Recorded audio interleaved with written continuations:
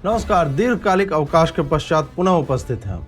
आज बात होगी भाजपा के चिरकुटई की, ओबीसी क्रीमी लेयर के धांधली की, मोदी जी के मुस्लिम प्रेम की, एट्रोसिटी एक्ट की, पति प्रेमिका के साथ रहने वाली वीरांगना की और उसके साथ भी बहुत कुछ। तो आइए धागे खोलते हैं। भगवा इज नॉट भाजपा से भाजपा का करियर डुबाने के उपरांत श्री जगत प्रकाश नड्डा जी अब नेगोशिएशन प्रताप नड्डा बन गए।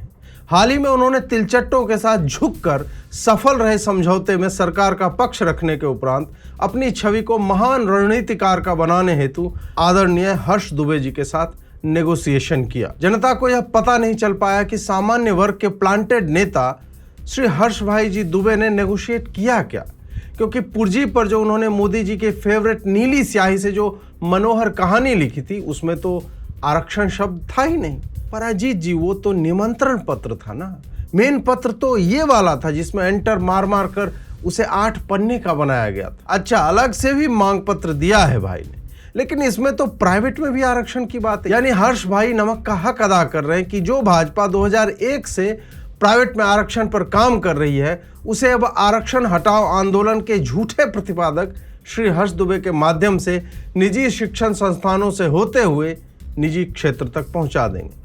अब समझ में आया कि मोदी जी ने किया है तो कुछ सोच समझ के ही किया होगा।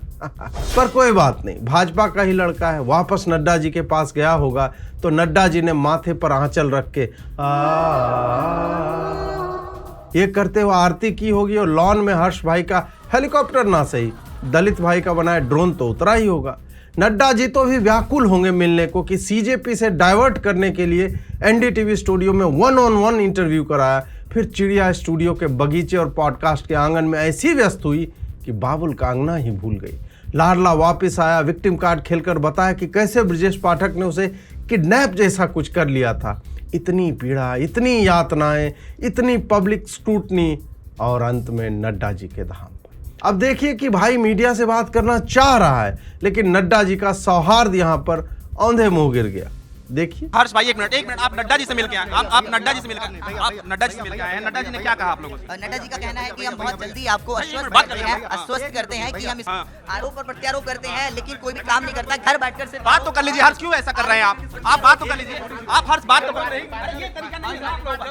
अरे तो आप लोग बुलाए क्यों थे मीडिया को? नहीं, ये क्या तरीका है भाई, ये क्या तरीका है? आप लोग ऐसे गेट बंद करेंगे आप लोग? पहले ब्रजेश जी ने किडनैप किया और अब नड्डा जी ने।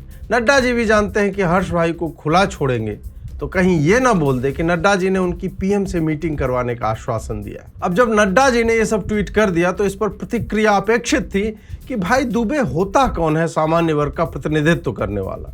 उसके कोट ट्वीट में ऐसे कई कमेंट आने लगे। लिख और बोल कोई और रहा, जनता में बात कोई और पहुंचा रहा, आंकड़े और तथ्य के साथ चर्चा में कोई और बैठ रहा और सरकार ने उस लड़के को चुना जो बेचारा अमन चोपड़ा के पॉडकास्ट पर अपनी मांग तक नहीं बता पाया। प्रातः स्मरणीय श्री अजीत भारती जी ब्रो, आप तो इसलिए नाराज हैं कि अब आपकी दुकान बंद हो जाएगी, अब तो हर्ष हीरो बन जाएगा, आपको कोई पूछेगा, आप जलते हैं आदरणीय हर्ष जी। देखो यार, जलन तो होगी ही ना, आंदोलन तो होता ही इसलिए कि कोई नेता बन जाए, सरकार के मंत्री के साथ उसकी फोटो आ जाए। मुद्दे से किसको मतलब है? हर्ष भाई ने खून और पसीने के साथ अपने फंसे गले तक का योगदान दिया इस मूवमेंट में, चिल्लाते रहे कि अन्याय हो रहा है और फिर अपनी टीम को बिना बताए ही पाठक जी के साथ चले गए और डिमांड्स भी रख दी। अब सोचो कि नेता बनने के सारे इंग्रेडिएंट्स जिसमें हो और आप आयु और अनुभव में बड़े होने के बाद भी नड्डा जी के घर का बिस्किट भी ना खा पाए तो दुख तो होगा ही। बोलने दे, तकलीफ हुआ है बेचारे को, बोल।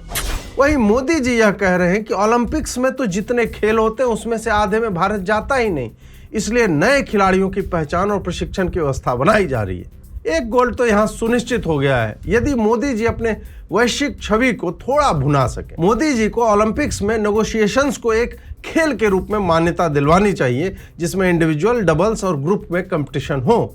नड्डा जी ने अब तक प्रशिक्षण के लिए बताए गए समय से अधिक प्रैक्टिस तो कर ही ली है। कॉकरोच से कितना अच्छा नेगोशिएट किया, अब हर्ष भाई से कर रहे हैं, गोल्ड ही गोल्ड होगा। और 7 को हर्ष भाई के साथ जो है उनका उत्तर आएगा, 8 से पुनः सीजेपी वाले आ रहे हैं। आप समझिए कि नड्डा जी मतलब गोल्ड की जगह मुझे लगता है डायमंड ना उनको दे दिया जाए। हर्ष भाई को हर्षित करने में सरकार की परेशानी अब बढ़ने वाली है। जैसे कि ओबीसी आरक्षण में कितनी सुविधाएं हमारे पुराने और लेटेस्ट सत्ताधीशों ने दे रखी है, वो सुनकर आपको आनंद हो जाएगा। आप सोचिए कि आप उत्तर प्रदेश के यादव हैं या जाट हैं, आपके बाबूजी कलेक्टर हैं और आपके पास 8 ट्रैक्टर हैं, 100 बीघा जमीन है, कुल आय आपकी 10 करोड़ प्रतिवर्ष है। पर आप जब फॉर्म भरेंगे तो न केवल आपको ओबीसी का आरक्षण मिलेगा बल्कि आप क्रीमी लेयर में भी नहीं आएंगे। ओबीसी, सच में, बिल्कुल। क्यों? क्योंकि कृषि की आय और बाप की सैलरी चाहे जितनी हो, अगर आप सही जाति में उत्पन्न हुए हैं या पटरी उखाड़ सकते हैं तो आप गरीब अभ्यर्थी बन सकते हैं। और देखिए, सत्य भी तो है कि बाप कलेक्टर या डॉक्टर है, भूमि भी उसकी है, तो बच्चा तो गरीब ही हुआ ना, वो तो बेचारा बैकवर्ड ही रह गया। हाँ, कलेक्टर साहब कहीं गुपचुप का ठेला लगाते, लिट्टी बेचते या पान की दुकान उनकी होती, उसकी आय से पता चलता कि आप क्रीमी लेयर में हैं या नहीं। आप सोचिए कि देश में कैसे कैसे नियम हैं कि ओबीसी समाज के बैकवर्ड कलेक्टर साहब को एक साइड बिजनेस भी खोलना पड़ता है, तब जाकर सरकारी फाइलों में उसे परिवार की आय मानी जाएगी। अब यदि आप ये सब बातें पब्लिक में ले आएंगे तो आपको क्या लगता है कि अखिलेश जी ये साजिश और षड्यंत्र वाला ट्वीट नहीं लिखेंगे तो और करेंगे क्या बेचारे? वस्तुतः क्रीमी लेयर में कोई आता ही नहीं। जो आता है वो अपना क्रीम खा लेता और कहता है देखो बस छाछ बची है, हम तो डबल टोन दूध है। लेकिन आदरणीय अजीत जी, कृषि की आय पर तो टैक्स नहीं लगता। हाँ, टैक्स नहीं लगता तो क्या वो इनकम नहीं है? उससे बच्चे की फीस नहीं जाती, उसे बच्चे जो है उसके पैसे से खाते नहीं। वो क्या गंगा जी में ओबीसी समाज के कृषक बहा देते हैं? वैसे ओबीसी पर आजकल आईटी सेल वाले भी हमें यह बताने में लगे हुए हैं कि हमने मुसलमानों और ईसाइयों को ओबीसी से हटाने की बात क्यों नहीं की, जबकि बीजेपी ने तो कर्नाटक। वेट अ मिनट, और मोदी जी का ये 2022 वाला इंटरव्यू सुनाऊं क्या? अरे सुन लो यार, 70 जातियों को अब्बा हुजूर जो हैं आपके, उन्होंने, सुन ही लो। जैसे मेरे यहाँ गुजरात में मुस्लिम संप्रदाय में मैं समझता हूँ कि 70 जातियां ऐसी हैं जो ओबीसी हैं, और मेरे गुजरात में जब मैं था उनको ओबीसी की कैटेगरी में बेनिफिट मिलता था। वैसे महाराष्ट्र, असम, बिहार, यूपी, एमपी, राजस्थान, हर जगह भाजपा सरकार में भी मुस्लिम जातियां ओबीसी में हैं। और सुनो ब्रो, अब अधिक सर्च भी नहीं करना पड़ता है और सब बात हम ही कह देंगे। तो तुम लोग क्या कांग्रेस की बात सुनकर उसके टेम्पलेट पर एआई से फोटो बनवाने के लिए प्रति ट्वीट 2.5 रुपया पाते हो? अजीत जी, 2 रुपया होना चाहिए ना। नहीं, नए वालों ने अब 8 आना बढ़ा दिया है क्योंकि अब काम बढ़ गया। वैसे भी जितनी भाजपा की छवि नीचे जाएगी, मोदी जी की छवि नीचे जाएगी, तो फिर एआई का सब्सक्रिप्शन लेके वो ईंटें एक्स्ट्रा जोड़नी पड़ती है ना। यदि आप भी हमारे चैनल के क्रीमी लेयर में आना चाहते हैं तो इस चैनल को सब्सक्राइब कीजिए। इसका लाभ यह है कि ना तो आपकी आय बढ़ेगी, ना भूमि, और आरक्षण भी ऐसा मिलेगा कि वीडियो रिलीज होते ही अमेरिका वाले आपको कहेंगे कि प्रातस्मरणीय श्री अजीत भारती जी का वीडियो आ गया है, देख लो जल्दी से। श्री सुभाष चंद्र जी ने 22,000 करोड़ का लोन लिया था, दे नहीं पा रहे थे। सरकार ने कहा कि आपने मोदी जी के साथ फोटो खिंचाई है और आप सुभाष चंद्र बोस वाली टोपी भी पहनते हैं, इसलिए न तेरा न मेरा, 6.5 करोड़ कर दो, मामला रफा दफा करो यार। जिस तरह से ये सब हुआ है, लोग इन बैंकों का नाम पूछ रहे हैं कि कौन है ये दिलदार बैंक, कहाँ है इनका ऑफिस।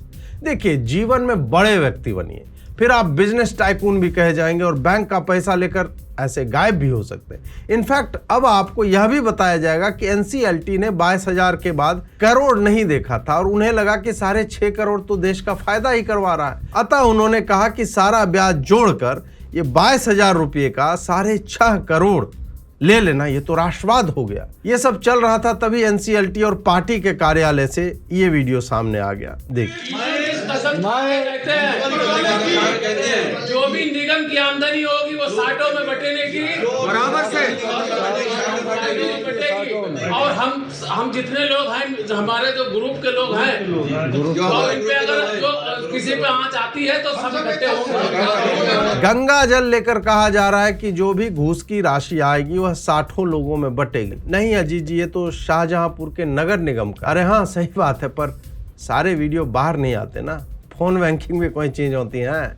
मोदी जी का फोन बैंकिंग वाला वीडियो देखिए आप। उस समय एक खास परिवार के करीबी कुछ ताकतवर नेता बैंकों को फोन करके अपने चहेतों को हजारों करोड़ रुपए का लोन दिलवाया करते थे। ये लोन कभी चुकाया नहीं जाता था। ये फोन बैंकिंग घोटाला पहले की सरकार के, पिछली सरकार के सबसे बड़े घोटालों में एक था।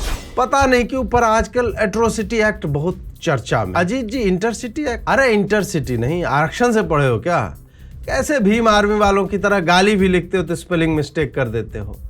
SC/ST एक्ट है ना, जिसको मोदी जी ने और भी कठोर बनाया ताकि हिसाब चुकता किया जा सके, वही एक्ट चर्चा में। कोई अजीत भारती है, उसको लगा कि कोई उसकी बहन को कुछ कह देगा तो मोदी जी के राज में वो उसका उत्तर दे के बच जाएगा। नहीं बचा, लग गया एक्ट। देखो भाई, देश में अंबेडकर वादियों का जलवा होना चाहिए। अब इस भाई को देखो, परशुराम जी पर, शिव जी पर क्या क्या नहीं लिख रहा है, पर कोई केस होगा? नहीं होगा। इस भाई ने कहा जो, वो पहले सुनो। पंडित की बेटी से शादी कीजिए, उसका शुद्धिकरण आप युवा कीजिए, उसका केस मैं लड़ूंगा, जितना खर्च होगा मैं करूंगा। जी, शुद्धिकरण करेंगे SC लोग और उसका खर्चा नेताजी उठाएंगे। यानी ब्राह्मणों की बेटियों के साथ दुष्कर्म को मंच से बढ़ावा दिया जा रहा है। और मजाल है कि मोदी जी इनको दिल या दिमाग कहीं से भी माफ ना कर पाए। कोई बहन मांग रहा है, किसी को IAS बनने के बाद भी इतनी कुंठा है कि वो ये बोल रहा है, जब तक कि मेरे बेटे को कोई ब्राह्मण अपनी बेटी दान नहीं करते या उससे उसका संबंध नहीं बना। सोचिए कि संतोष वर्मा को अपने बेटे के साथ ब्राह्मण की बेटी से संबंध बनाने के, जातिवाद समाप्त करने के लिए चाहिए ये सब। अंबेडकर जी का तो विवाह एक ब्राह्मणी से ही हुआ था, पर उनके पोते आज भी प्राइवेट सेक्टर में आरक्षण मांग रहे हैं। और प्राइवेट में आरक्षण मांगने वाले एक चिराग पासवान जी भी हैं, उनकी भी माता जी ब्राह्मणी ही थी। तो कैसे होगा ब्रो? ये बेटी काहे तुम्हें चाहिए? बहन भी तो बना सकते हो। रक्षाबंधन है, उसके शुभ अवसर पे जाओ एक एक ब्राह्मण लड़की के पास, राखी बंधवाओ, गिफ्ट विफ्ट दो और बोलो कि बहन हमें जनेऊ दे दे, हम भी ब्राह्मण बन जाएंगे। किसी को कोई आपत्ति नहीं होगी। रावण भाई इस प्राणी को डिफेंड कर रहे थे, पर जो नारा लगाया वो आरक्षण से ही पास हुआ था। आप ही सुनिए। संतोष वर्मा को क्या करोगे? कल हर घर से संतोष वर्मा निकले। और अब बताइए कि आतंकवादियों के लिए लगाए गए नारे को रावण भाई ने उठाया, उसको रिफ्रेश करने में जो दिमाग चाहिए था वो तो है नहीं। वो शायद किसी के वीडियो कॉल में दोनों अंगूठों कैसे ऐसे बनेगा, ऐसे दिलवा में छेद बड़ा हो गया है। खैर, तो जो भी है वो दोनों अंगूठों के बीच से ये फिसल के निकल गया। अजीत जी, फिसलता तो दिल है, नहीं इनका दिमाग फिसल गया। इसीलिए तुम कितने अफजल मारोगे कि पैरोडी में -40 के स्तर का नारा चिपका दिया। अजीत जी, वो सांसद अब कहाँ नारा वारा इतना पता चलता है। वो बात तो सही है, सांसदों को तो पुलिस से झगड़ा करना चाहिए, उसको SC/ST एक्ट की धमकी देनी चाहिए, ये सब शोभा देता है उन्हें। नारे का क्या काम? जब बड़ा नेता ऐसा रहेगा तो छुटकू बेचारा तो डोलेगा ही ना। इसको सुनिए। किसी दिन दिल्ली के कहीं सड़क वड़क पे भीम आर्मी के लोगों के हाथे चढ़ गया अजीत भारती, वहां पे फिर इसका इलाज होगा बेहतर तरीके से, तेल लगा के सरसों के हिसाब होगा बरसों के। ये बेचारा घर में बैठ करके धमकी दे रहा है और इसका व्याकरण भी बहुत खराब है। अजीत जी गुंडा है, वो गुस्से में है। कहाँ आप व्याकरण और उच्चारण खोज रहे हैं? पढ़ नहीं पाया होगा बेचारा। आरक्षण के बाद भी कोई नौकरी नहीं मिली तो भीम आर्मी में चला गया। माँ बाप को बोलता होगा कि सेनापति है भीम आर्मी का। बस बिहार चुनाव में कुछ उखाड़ नहीं पाए, 24 सीट पर लड़े थे, हाथ में जनता ने बाल पकड़ा दिए, उसी के पकौड़े खा रहा है और बेसन में लपेट के, जिसके नशे में इसे लगता है कि ये मुझे डेथ थ्रेट देगा और बच निकलेगा। ताज़ा समाचार ये है कि ये गोरखपुर के रास्ते नेपाल भागने की तैयारी में है ताकि बिहार पुलिस से बच जाएगा, पर बचेगा नहीं। चंद्रशेखर जी कुछ दिन पूर्व एक हॉस्पिटल गए थे और वहाँ भाई ने ये किया। क्या है कि बचपन में जब आप A फॉर एप्पल की जगह कुछ और ही पढ़ने लगते हैं, A फॉर एट्रोसिटी, जिसके कारण आपको पिछले सेक्शन के मूर्ख, नारी विरोधी, जातिवादी गुंडों का नेता बनना पड़े, तो जब भी कोई फोटो वाला चार्ट दिखता है तो प्रौढ़ शिक्षा केंद्र जैसा फील होने लगता है। यहाँ पर नेताजी संभवतः यह कह रहे हैं कि रंगीन क्यों नहीं है, कलरफुल क्यों नहीं है, नेगेटिव जैसा क्यों है, इसको डेवलप करने के भी पैसे सरकार नहीं दे पा रही है क्या? फिर किसी ने बताया कि सर इसको सिटी स्कैन कहते हैं। तब उन्होंने कहा कि इस इलाके में केवल सिटी स्कैन क्यों होगा, यहाँ कम से कम आम राजधानी या मेट्रो स्कैन की सुविधा होनी चाहिए और एक चार्ट में एक ही फोटो होगा ताकि डॉक्टर लोग ध्यान से देखकर कुछ सीख सके। एक बार तो पीछे खड़े भाई से बोले चश्मा दो अपना, लगता है 3D में है, कुछ पता नहीं चल पा रहा है। सरकार को शीघ्र ही एक प्ले स्कूल टाइप का संसद भवन में खोलना चाहिए। ऐसे कुतूहल प्रिय नेताओं का मन लगा रहे। रावण से राहुल जी की ओर चलते हैं। भारत के यशस्वी नेता प्रतिपक्ष आजकल छात्रों की गूंज को लेकर के निकल पड़े हैं, पर कुछ गुंजायमान होता दिखता नहीं। आजकल स्टेज पर rock star, confetti, music, dance और युवा कांग्रेस की भीड़ को ऐसे दिखाया जाता है कि अब तो भारत में बदलाव आ ही रहा है। पहले इनकी गूंज को तिलचट्टे खा गए, उसके बाद आरक्षण हटाओ निकल गया, पर ब्रो जो है लगा हुआ है। आदत है ना, 90 चुनाव हार कर भी ब्रो सुबह जगता है, खाकी पैंट पहनता है, पुरानी पीपीटी तो देखता ही होगा ना। पर क्या है कि लोगों ने कभी हार्ड वर्किंग प्रतिभाशाली बुजुर्गों का सम्मान किया ही नहीं। किसी दुष्ट ने एक वेबसाइट बना दी और इनके 4 रैलियों के 40 क्लेम्स में 29 को झूठ और 11 को मिसलीडिंग पाया है। झूठ की गूंज नामक वेबसाइट पर इनके द्वारा स्टैट्स के बारनी स्टेंसिलीकरण पर पूरा कच्चा चिट्ठा है। जैसे कि इनका यह कहना कि भारत में हर 100 में से 6 लड़की का रेप होता है, 1400 गुना बढ़ाकर बताया गया झूठ है। बेकार की बात। गिग वर्कर्स पर इनका डेटा 47 गुना झूठा है। घरेलू कार्य या विवाह के कारण लड़कियों के स्कूल त्यागने का डेटा 8% है, पर बुजुर्ग ब्रो कहता है कि 45% है, क्योंकि वो कूल लगता है, डबल डिजिट में है ना। भाई कितना अच्छा पार्टी किया करता था राहुल इन पार्टी मोड। एनडीटीवी इनके ऊपर राहुल राहुल वाले वीडियो बनाया करता था, आज तक वाले स्पेशल किया करते थे। अब इस आयु में राहुल की तरह काम करवाया जा रहा है। वो तो अच्छा है कि पारसी पिता और ईसाई माता की संतान होने के बाद भी ब्रो दत्तात्रेय गोत्र का ब्राह्मण है, वरना आरक्षण लेकर अभी तक प्रधानमंत्री बन चुका होता।